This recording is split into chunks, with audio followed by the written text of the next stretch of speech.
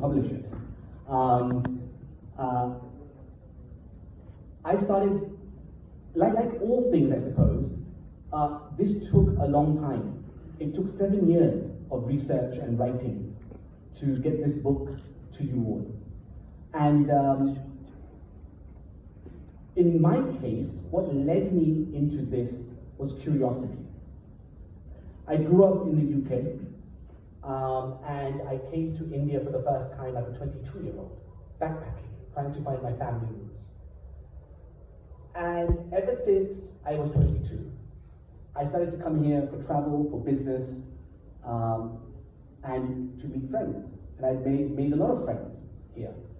And everywhere I went, every nook and cranny, a village, urban centers, business chambers of commerce, schools, hospitals, even tribal areas, I would keep hearing something called the RSS.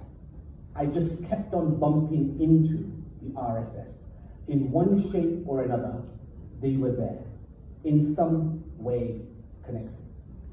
When I would ask people about the RSS, I was confronted with incredibly strong opinions. Very, very strong opinions. Almost everybody I met had an opinion. When I scratched the opinion, I began to realize that very few people had any deep understanding or exposure to this movement. Furthermore, I would ask about the founder, I would ask about of Hedgewar, and very few people had very little to say. There was just nothing out there. And so I started to read, I started to follow literature. So I first started off with the academy, which is where someone like me you would think is a natural place to start. So I started reading Christoph Jeffrelow's Hindu Nationalism. I started reading a lot of the other Indian authors that were writing about the RSS and its history and its values and all the rest of it. And very quickly I discovered what I call a vortex of references. I discovered that most of these academics, although well-intentioned, I'll give the benefit of the doubt, they were citing each other in a circular vortex. And that vortex, like a vortex, gets a magnitude of its own. And so what few scanty references there were magnified. Magnified till, when you repeat something over and over again, it becomes the truth, right? It becomes common sense. So when I discovered the vortex of circularity and referencing that was going on, I began to go, okay, well, let me go to the source. I went to the RSS literature. As I discovered the RSS literature, I discovered there's very little in English, for a start. Very little in English. What there was in English was written for a different time, for a different audience, with a different tone. And for people like me, it was incredibly hard to absorb that historical narratives that were coming out of the RSS. And when it came to Hedgewar, it was incredibly, well, they were hagiographies, right? They were reverential. Of course they were, because they were written from within the movement. So they were reverential in nature. They were there to, actually they were written for an internal audience, not really an external audience. And so again, there was nothing in global setting. How do you set Hedgewar, Hedgewarian thought, the Hedgewarian mind, his philosophy? Why? Why Hedgewar? Out of all the contemporaries, out of all the intelligent people that existed in India at that time, why was it Hedgewar that formed the RSS? How did he get the idea? How did he draw? Which influences did he draw on in order to build this worldview? Right? What were the personal struggles he went through? What were the contradictions that he held within himself? After all, he was a human being, and like all human beings, we are all constructs of our environment to a large extent. Now, what were those constructs? What were those influences? I wanted to know. And so I began to complain. That's what happened. I actually complained. So here's a lesson for all the young people. If you complain too hard, they're going to say to you, why don't you write it then? And that's what happened to me. I had a very senior pracharak who I was speaking to, who I had regular contact with, And he eventually said to me, look Sachin, if you think you can do better, why don't you? And so I laughed and I said, I'm in London, I have no access to archival material, what am I going to do? But he was serious, and he said, I can get you access to the archival material, have a go. So I was curious, and so I have a background in philosophy and comparative religion. I spent 2 years studying Christianity and Islam. I studied political philosophy at Nottingham. So I thought, okay, well, I can have a go. I know my research methodologies. We can have a go. I've never written a biography. I've never written a book. But here's an opportunity. Here's a curiosity that has been scratching my mind for many, many years. So let me go. So I started exploring. I found myself in Nagpur. I found myself in front of archives. I found myself, you believe it or not, I had a map from the British Library of Nagpur from 1902. I had Google Maps on the other hand, and I literally walked the streets of 1902 and 21st century Nagpur to see which streets were still around, and I walked from where his house was to his school. His school has now become a zoo, right? So I could walk the streets. I saw the lakes where he swam in. I went to some of the hills where he played. And all of these things are, some of these informations were in different hagiographies or biographies or different references in different textbooks. So I tried to bring him to life. I even, went to the British Library, by the way, the treasure trove for a historian. It really is. It's marvelous. There is so much out there. And so I used the British Archives actively. Just to give you an example, even when he spent 1 year in prison, when you read anything about Hedgewar and his 1 year in prison, if you read the RSS literature, it's all very, he went to prison, and he just toughed it out, and he influenced everybody in the prison. He came out of the prison, and he was even healthier than he went in. It was kind of very much fine. Reality is very different, because I found a video in the British Archives from 1917, black and white video, no sound, where this videographer is showing you how prisoners were treated in Nagpur prison. And you could clearly see that there were the political prisoners, how they were treated, and how everybody else was treated. What I did know about Hedgewar was that when he went to prison, to the same prison in 1921, which is only 4 years after this video was taken, he chose not to be treated like a political prisoner. He chose to be treated just like everybody else. I saw the video of how everybody else was treated. It was rough. It was tough. Under the guise of discipline, there was abuse. And I can only conjecture what Hedgewar would have actually gone through. And it's not a surprise to me that after he comes out of prison, his health begins to fail. Prison was not easy if you chose not to be a political prisoner.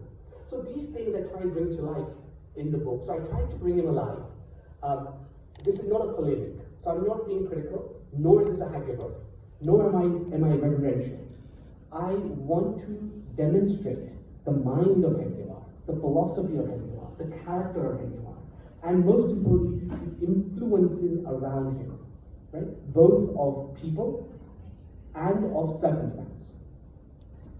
So I will just share some thoughts with you. Why is this important? Why did I bother spending all this time? And the more I dug deeper, the more motivated I became. I feel, having written this book, maybe some bias as an author who spent 7 years doing it, I think Hedgewar and his legacy, his creation, has shaped modern India and is shaping modern India. His legacy, therefore, is more potent than any of his contemporaries. That makes Hedgewar's ideas more relevant today than they've ever been, and it makes Hedgewarianism more potent than any other philosophy that was around pre-independence, post-independence, and even today. I think, and let me be categorical, I think his ideas and his worldview is more influential today on 1/5 of humanity than anybody else's. I think he is today more influential than Gandhi, Nehru, Bose, Ambedkar, you name it. Modern India is shaped in some deep sense through the mind of Hedgewar. And the irony is, look at the irony of it. I'm sure if Hedgewar could be here with us, he would raise an eyebrow. Here is a British Indian guy, 100 years later, writing a book on his life, and his creation not just shapes modern India, it shapes 30 million strong diaspora around the world, and his ideas are now shaping other cultures, other nations. I don't think he would have expected that. No way. He was a foresighted seer, there's no doubt about that. He had a foresight that I don't think many did. And he understood the contours of the world better than most people did. But I don't think he would have imagined this. I don't think he would have imagined the potency of his thoughts and where they've got to. So Hedgewar is relevant. He's more relevant now than ever. He needs to be studied more than he's ever been. And I don't think we need hagiographies. And I don't think we need polemics. I just think we need to discover the truth. I just think we need to explore the case, the what is. And when you discover the what is, I think it will enrich our discourse, it will enrich our ability to communicate about who we are, what we are, where we want to take this country, where do you want to take the Indian society, right? And so this book, I hope, it's the beginning of a conversation, not the end. There's lots and lots of gaps in the book that I've not been able to fill. In fact, I will tell you, I only had access and I only had time, even after 7 years, to really penetrate about 40% of the literature. There's still a lot of literature out there that hasn't been analyzed, that hasn't had an objective view. So maybe there's somebody in this room that will be smart enough and more intelligent than I, with the same rigor, maybe better rigor, to go and build upon this book and do a better job. So this is the beginning of something. I should also get that clear from the beginning. Let me just give you some basic tenets of what I think Hedgewarian thought is and where I think it comes from. Hedgewar's life can be bucketed into 3 compartments, broadly, and many of you will know this.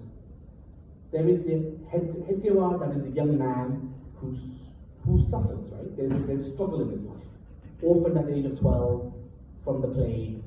He sees an India, and let's be clear about this. We need not be sentimental, but let's be clear. The India that Hedgewar grew up in was decrepit. It was deindustrialized, highly illiterate, highly superstitious, backward, unscientific, colonized, famine, pestilence, war, fragmentation. In fact, I can tell you, I found letters of Christian theologians who were writing around this time, 1890s. And they write that Indian society is surely on the verge of collapse. This is the end of an old civilization. Because if you were living in those times, you would have seen India at its lowest ebb. The heights of 6th century, 4th century, 6th century AD were long gone. Long gone. Those Indians were long gone. So he grew up at a time when India arguably would have hit an all-time low, right? So he would have seen that firsthand. So he's orphaned. He then, but look at life. Look at the way in which life deals its cards. So on the one hand, he's orphaned. Imagine the trauma that causes a 12-year-old. That your mother and your father die on the same day, caused by a disease. What does that do to you psychologically? Right? What might that do to you psychologically? Right? That's one. Number 2 is, Indian society, because death and famine and tuberculosis and cholera, these things were rife. Indian society had built constructs to support orphans. When a young person was orphaned, Indian society had built infrastructure to cope with it. And so people within the local community would adopt. Anybody under 16, they would be adopted. So Hedgewar at age 12 was adopted.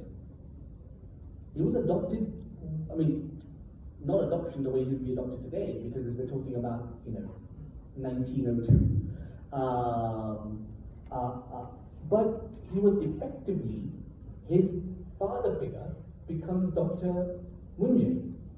Munje, for those of you who don't know, was an eye surgeon, which made him incredibly rich and wealthy and educated and elite. He was a retired British military officer who fought in the Boer Wars. For those of you who don't know, the Boer Wars in South Africa were brutal. And so Munje goes from being an Anglophile, and after the Boer Wars he sees what the British can do and what the British are about, and he withdraws from the British and he becomes a nationalist. He he's heavily influenced by Tilak, he's close to Tilak, and Munje becomes his father figure.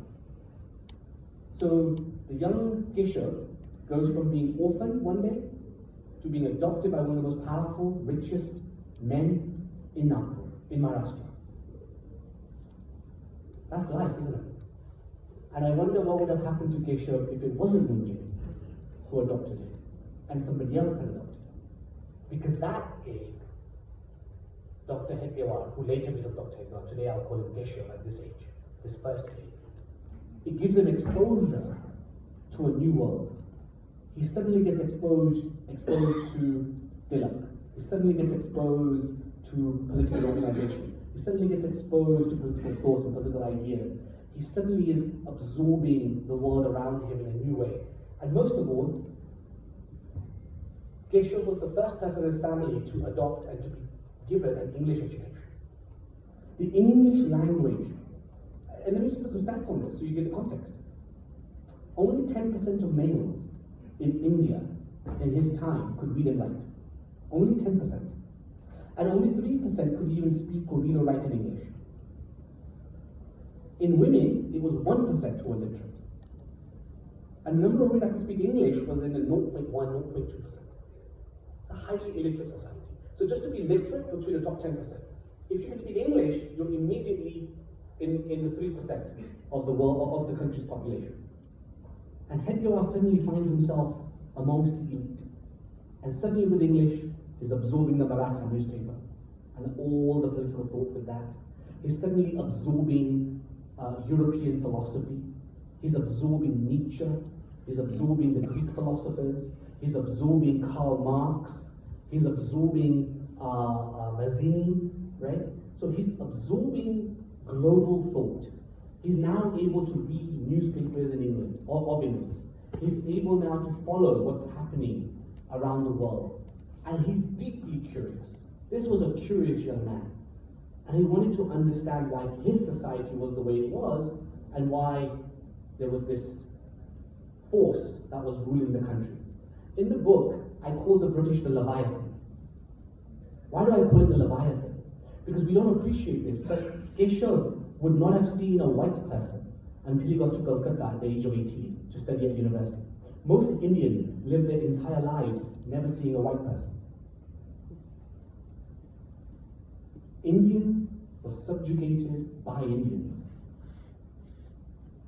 Kishore saw that. I think Kishore realized that. Because when he goes to Kolkata is when he sees the bureaucracy. He sees the magnanimity of British ingenuity, British bureaucracy, British military, British technology. And he begins to see, oh my God, there is something seriously wrong with the society in which I come from. He hadn't diagnosed it, but he knew there was a problem. He was honest enough and he was earnest enough to reflect on that. And you can see his inner churnings. You could see in his movements the inner churnings that he went through. So he becomes this radical revolutionary. He wants to out the British. He studies medicine by day and he smuggles arms by night. I mean, you could literally make a movie of this person, right? A student who is studying the highest forms of science and technology in the daytime, and then he's collecting funds from dark alleyways, going to the barracks, smuggling guns from British officers, and then those guns are being smuggled on trains and other transportation going into Maharashtra. Right? He's literally risking his life. If he was to get caught between that period where he's a university student, he would have faced the gallows. There's no doubt about that. He would have faced the gallows. So he was on the edge of the freedom struggle. He was not giving speeches. He was not, he was at the edge of the freedom fight. To the edge meaning that one mistake, and if he was caught, he was going to be hung. Because to smuggle arms was not a 1 year, 2 year, 3 year prison sentence. It was pretty much death, or you'd end up in the Andaman Islands for a very long time. So he was on the edge. That's that phase of Dr. Hedgewar. He then becomes a medical doctor, right? And I wonder why he became a medical doctor. You know, think about who his father figure was, right? Also, how does a man who was orphaned at 12 end up at Calcutta, one of the center of power of colonial India, but also one of the greatest cities of Asia, one of the greatest cities of the world. Calcutta at that time was an economic powerhouse, absolutely economic powerhouse. It had cutting edge technology, cutting edge innovation. The bridges that were connecting Calcutta were some of the most pioneering bridges in the world at that time. The train station of Calcutta, which the British engineered, was awestruck. I mean, it was something pioneering. So he would have seen all of this. The second phase of his life is that he realizes that to beat the British, bombs and guns are not going to cut it. It's just not going to cut it. There may be space for that, and there is a need for that at times. But the way in which you're going to beat the Leviathan is not through that. So he goes into what I call the second phase of his life, where he joins the Congress, he becomes a Congress activist, he joins the political struggle, he supports what I call the Republican side of the Indian National Congress, along with Tilak, Munjay, etc. And then he discovers something. He discovers that maybe actually there's not a political solution here either. There's something much more deeper going on. He decides to transition out of being a political nationalist, and he discovers something called cultural nationalism. These words I throw at you, I'll just share with you very briefly, because it's worth appreciating the subtleties of the Hedgewarian mind. So he goes from an angry revolutionary to a political activist who believes in political nationalism, and he transitions out of political nationalism into cultural nationalism. Right? By the time 1921, 1922 comes along. This is pre-RSS. Right? What is political nationalism? Political nationalism is when one believes the state, not the government, the state is real. And you have to capture the state, and then through the state, you build the society. You build the nation. That's political nationalism. Cultural nationalism is where you believe that the society is real, the Rashtra is real, and the Rajya is secondary or imagined. So you have to build the Rashtra first in order to have an effective Rajya. Political nationalists think the other way. Rajya first. You control the Rajya to then influence the Rashtra. Hedgewar was, I believe, one of the few, but certainly the most far-sighted individual of his time that transitioned out of political nationalism and into cultural nationalism. And remember something, Motilal Nehru, Jawaharlal Nehru's father, visits the young Hedgewar as an activist when he's in that Congress phase of his life. And essentially, he's offered power. He's essentially offered power at the, he's offered a seat at the table. And Hedgewar rejects it. Hedgewar rejects power, and he chooses instead to go and set up a grassroots organization with a handful of young men which he didn't even name at that time, which then later we call the RSS. And he goes into cultural nationalism because he fundamentally believed that political nationalism wasn't enough. There was something even more deeply problematic with Indian society. And so Hedgewar, between this phase, I believe, develops a critique of Hindu society, of Indian society. And effectively, his critique goes something like this. Indian society fell from grace, fell from its heights, because Indian society was no longer innovative. It was no longer innovating things, technology, ideas, culture, arts, you name it. It became fossilized. Why was it not innovating? It wasn't innovating because the society had no social mobility. What is social mobility? Social mobility is effectively where human beings can rise from wherever they start off in life and they go up. And if you rise at the top, but you're not good enough, you'll go back down, socio-economically, in your standing, culture, whatever. So there's social mobility up and down. A socially mobile culture, a socially mobile society is the most innovative society. That's not controversial, that's just the way it is. Now, he sees that Indian society was no longer socially mobile. Why? Because it has become fossilized into caste, class, and creed. By creed, I mean religion. So essentially, you had pockets of Indian society, Hindu society, that were so fragmented, and you were condemned to your own fate, no matter your talent, no matter your genius, no matter your ability, to your caste, to your class, or to your creed. And so fundamentally, he draws this critique, and he says, what Indians lack, and he uses the word Rashtrabhav.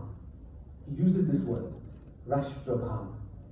Right? Today, I would translate that as social capital. What Indians lacked was social capital. What is social capital? Social capital is essentially my ability to build relationships with my fellow human being. When I build relationships with my fellow human being, when I build a sense of trust with him, that trust creates cooperation. Cooperation creates society, creates relationships, creates innovation, creates businesses, it creates families, and so on and so forth. When social capital dries up, and social capital ends up in pools of caste or class or creed, now you don't have the social capital to cross bridge and to communicate and to meet people that you otherwise would never meet. So ideas don't flow. Ideas become stale. People become stale. Right?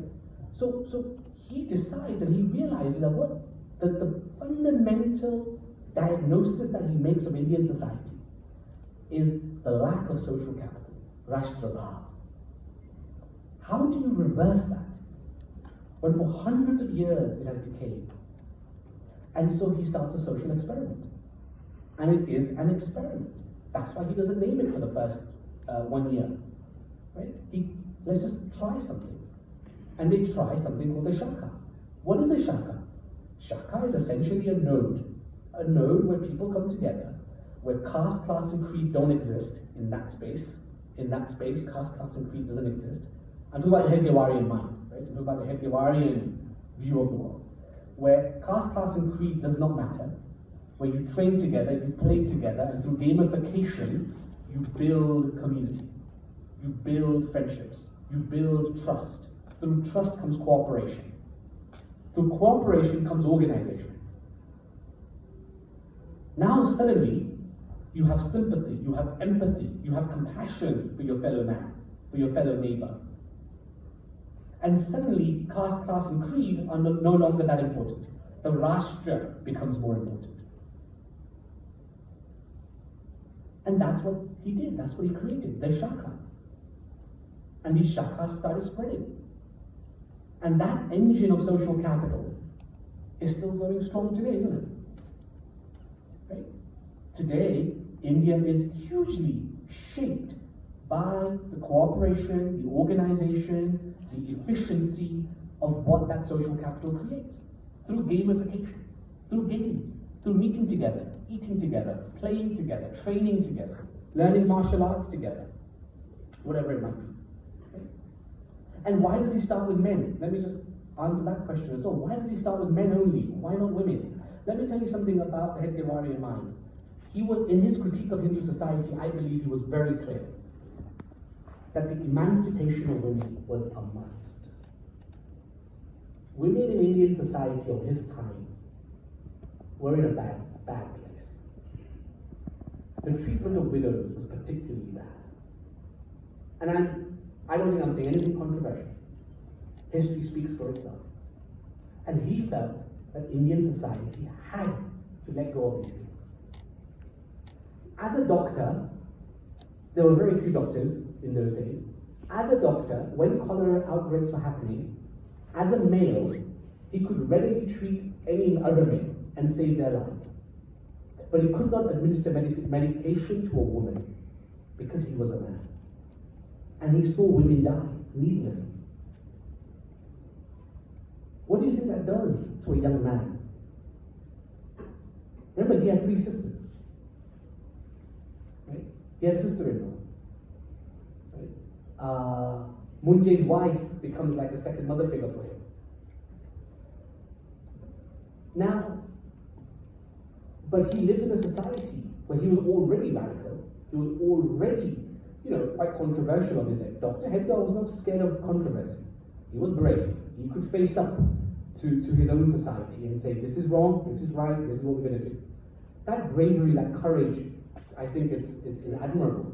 But in that, he knew that he could not incorporate women into the social experiment that he had started in 1925. That's why he waits for 10 years and he looks for someone. And that someone arrives in the form of Lakshmi Kelkar. And Lakshmi Kelkar, who is a widow, right? So once you're a widow, you can forget love and all that, that's all gone. You're a widow, that's it. But because she was incubated by wealth, she inherited a vast fortune from her husband. She saw the effect that this social experiment called the Shaka had on her children. And so that social experiment, that the effect it had on her children was the inspiration that she went to Hedgewar and said, why aren't we doing this for women?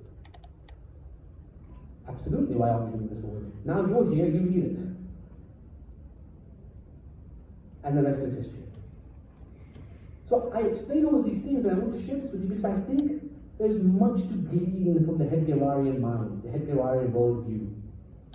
He was not building this movement for independence. Let me be clear. He was building this movement to rebuild a Rashtra, right? He was rebuilding it because he understood fundamentally that Indian society lacked the social capital to build a coherent nation. And in order to build a coherent nation, you have to build what's called bridge social capital between communities. And this was the format that he created, which is why he made sure that the RSS in its early form, it was vulnerable, when it didn't have much money, when it didn't have it was just a new experiment. It did not get co-opted by the Congress.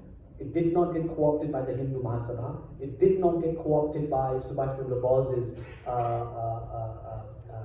the front, right? He made sure that it would remain something that was dedicated to the people, a grassroots movement away from the Rajya, only for the Rashtra. That Hedgewarian clarity, I think, is fascinating. I think it's interesting. And I think it still speaks to us today. At least it ought to speak to us today. So when you think about popular discourse, I would say as you read this book, first I hope you enjoy it. I think he's a deeply entertaining character. And whether you like him or dislike him, or whether you like the RSS or don't like the RSS, whether you're skeptical or you're not, by the by, I hope you read this book the way it is, in the sense of here is a man who was a radical, he was a thinker, he was a philosopher, but more than everything else, he was a social reformer. And I think the clarity with which he saw the critique of his own society and then the solution that he comes out with, I think it's fascinating. I think it's worthy of study. I think it's worthy of exploring deeply what is going on here in the underbelly of modern India. And today, the discussion, when Western academics and Indian academics only see the RSS through the myopic lens of the BJP. It's a shame. They miss 90% of the beauty of Hedgewarian thought, Hedgewarian mind. To understand Hedgewar, you have to go to Hedgewar. Right? And so this is a book that really, I hope, inspires conversation, dialogue, discussion, debate. And we live in a world where debate, is almost a taboo, where we cannot agree to disagree. I think we should agree to disagree. I think we should sit around a table with those who disagree with us and explore, and have the confidence to explore. So I hope this book inspires all of those things, and more than anything else, I hope all of you enjoy it. And thank you for coming. Thank you very much.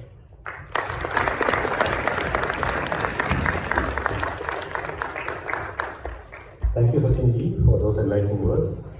It's clear that this book is a labor of dedication and love, and we are eager to explore its pages. Now we'd like to invite Professor Desi Raju to please say a few words about the book and its significance. I welcome him to the podium.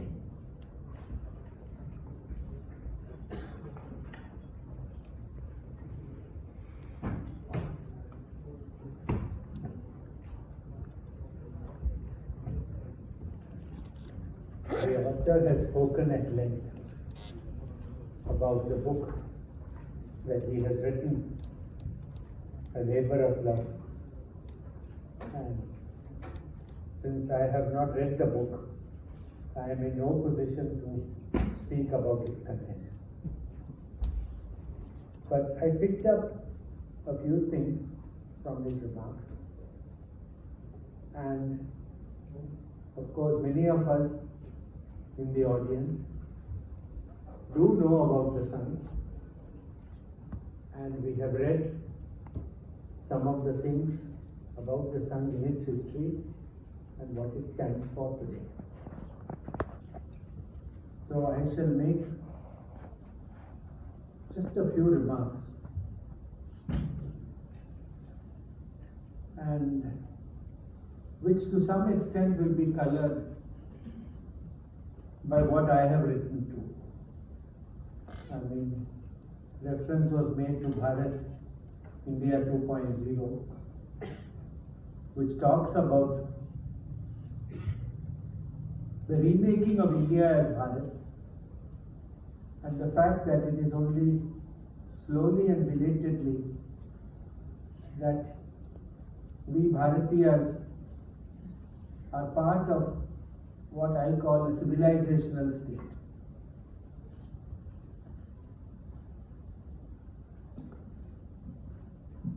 Now, indeed, India was at its lowest ebb around 1890. I think all of us, there is no disagreement on that point. Swami Vivekananda, some of the things he said around that time, the Macaulay system of education, the consequences of which are here today. We are all products of the system, and we have not shaken it off still. Shame on us that all of us have lived so long in an independent India, and we have not seen fit to question this system, which has made us all prisoners of our own fates.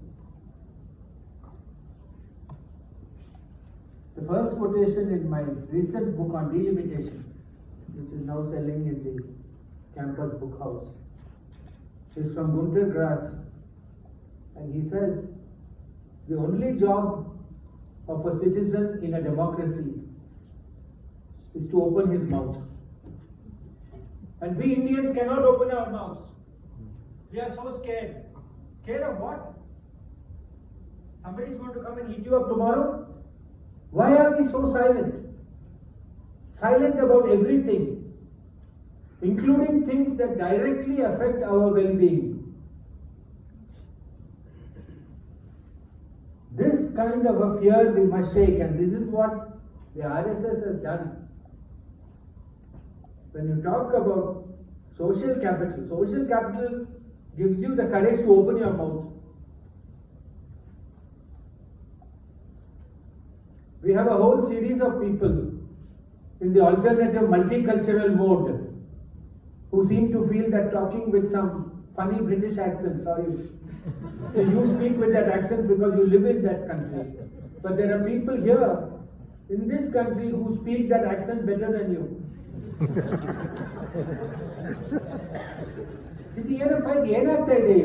You still don't understand what is going on. That is now a third-rate country. It is an island off some cold place in Atlantic, which is going to become a handmaiden of Mr. Trump tomorrow. Ashte. Please forget about everything else. Try to get yourself out of that mentality.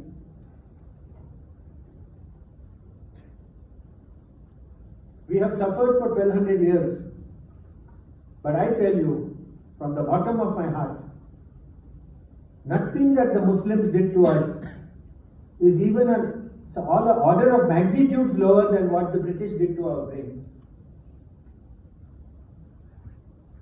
Because you can torture somebody physically, it will pass off. Once that person goes, you will. But when you infect the person's brain and tell him that he's no good, it takes a lot to come out of that. And that's what they did. And I think that is what Dr. Hedgewar was trying, because, as you have correctly pointed out, many political organizations, the Indian National Congress of those days, which is by the way different from Congi of today, because constitutionally and legally Mrs. Gandhi changed the party completely. So never let them get away with the fact that they won freedom for us. They did nothing. That is INC, this is Congi. Only call it Congi, don't even call it Congress. See, one has to be very black and white about these things. There is no such thing as, I am spiritual but I am not religious. No. No, anybody who says that is a fraud. Or he's scared. Could be, or could be both.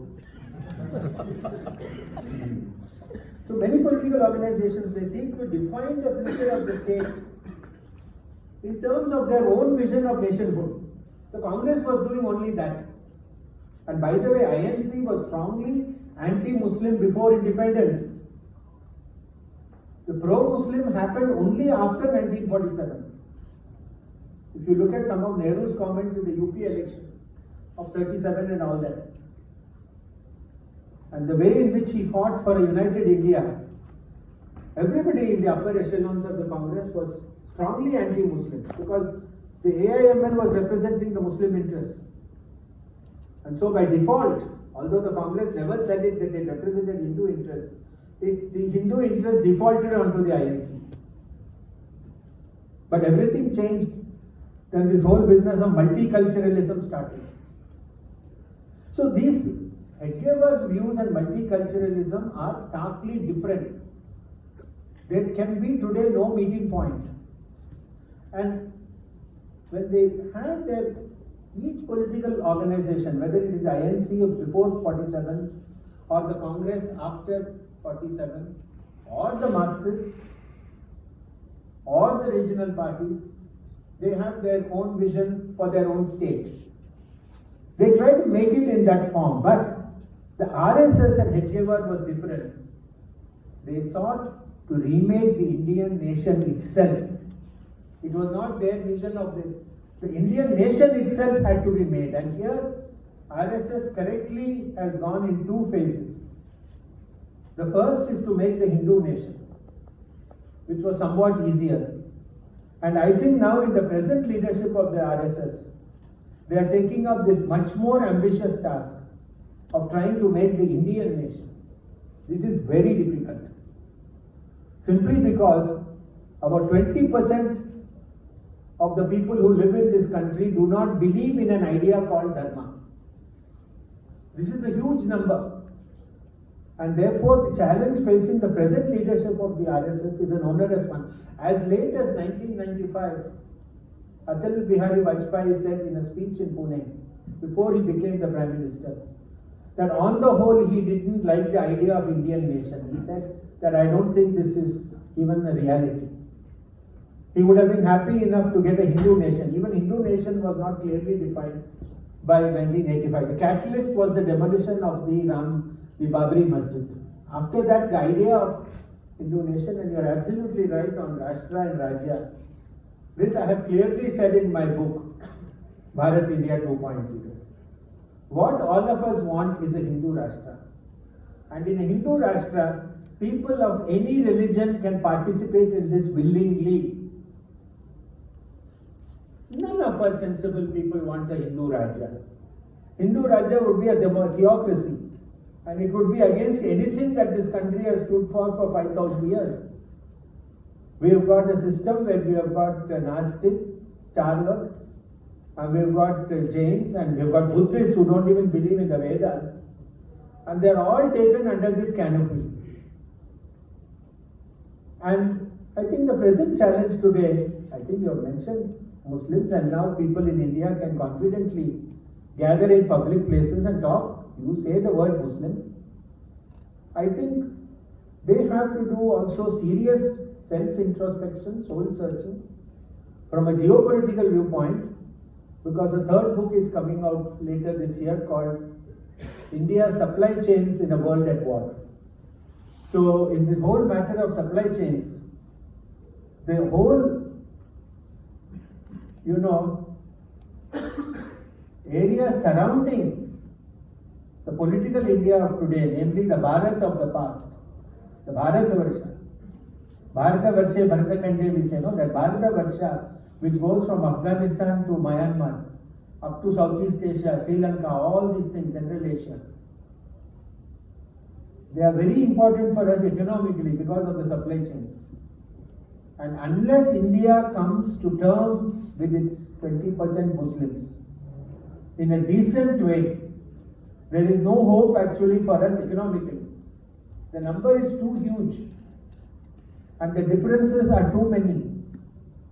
But it testifies to the great vision and foresight of somebody like Dr. Hedgewar, that the original plan that he had was so flexible and so, I'm a chemist, so we will say buffer solution. The buffering capacity of that is so big that today I think we are at a stage when we can comfortably admit Muslims into something called Hindu Rashtra.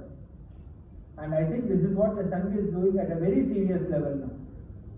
Because let us not get confused by extremists on both sides. There are extremists who are on the one hand saying all sorts of things, we will break something, we will throw stones, and then there is another person who has written some book saying that let us go back and demolish 40,000 mosques, let us demolish 100,000 mosques. I am told this book has become a bestseller, I don't know how and why. But it will not happen, we can't do that. Indonesia, they went and tried to start searching all the old, how many mosques are there? They found 250,000. So all those would undoubtedly have been Hindu shrines before. You are not going to go and pull all of them down. So somewhere there has to be a sort of sensible thing. And I think educated people like us, this is not an average audience.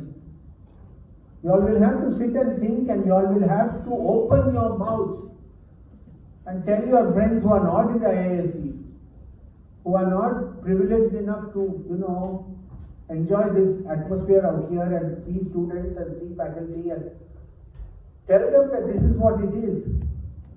One man, Prime Minister, cannot do everything. One Sarsan Chalak cannot do everything. It has to come, from everywhere. And politicians, yes, narrow prism of the BJP, yes, but the RSS only said the purpose of the BJP, they are a political wing there. Their only purpose is to go and win an election. Because if they don't win the election, they'll be out of power. So you can't expect more from them than they are capable of. Any politician, what he will do is something called Overton window. He will see what is the mood of the public.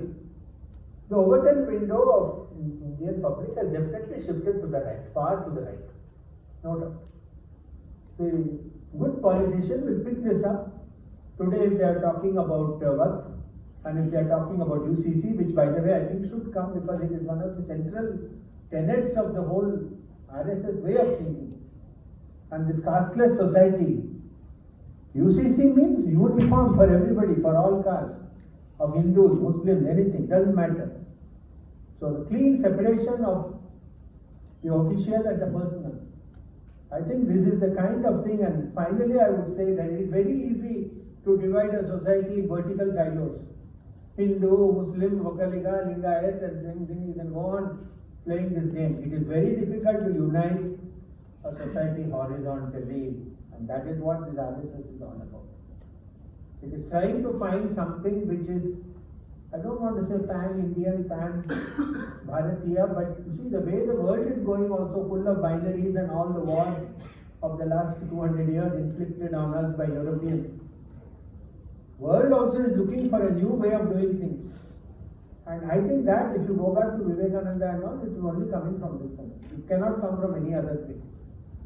Because this is the only place that believes in this whole idea of toleration, and that I am right doesn't mean that you are wrong, or conversely.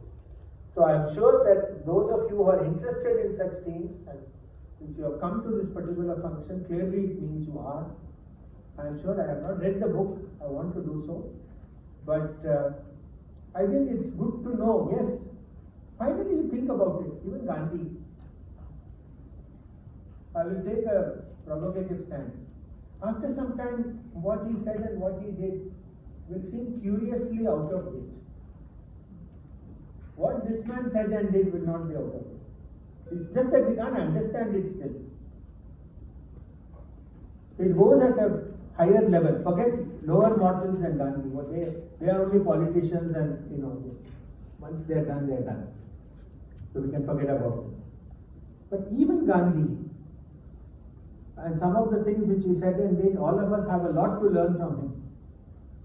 Was his way of handling Muslims better or worse than the RSS way?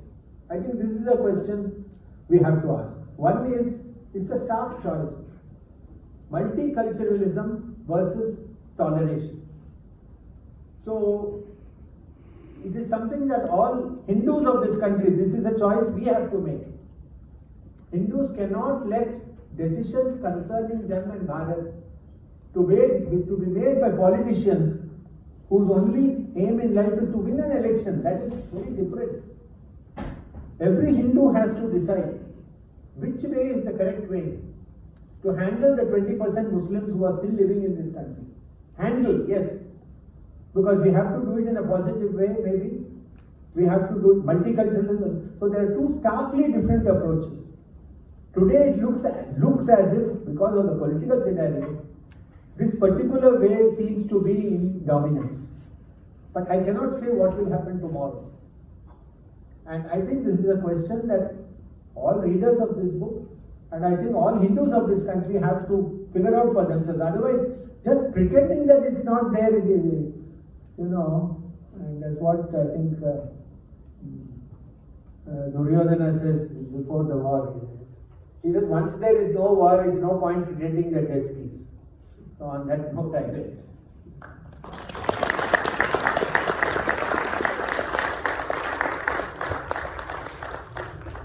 Thank you, Professor, for your insightful remarks.